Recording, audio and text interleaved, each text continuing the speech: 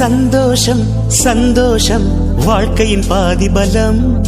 சந்தோஷம் இல்லை என்றால் மனிதர்க்கு ஏது பலம். புயல் மையம் கொண்டால் மழை மண்ணில் உண்டு. எந்த தீமைக்குள்ளும் சிறு நன்மை உண்டு. ஓ சந்தோஷம் சந்தோஷம் வாழ்க்கையின் பாதி பலம். சந்தோஷம் இல்லை என்றால் மனிதர்க்கு ஏது பலம். புயல் மையம்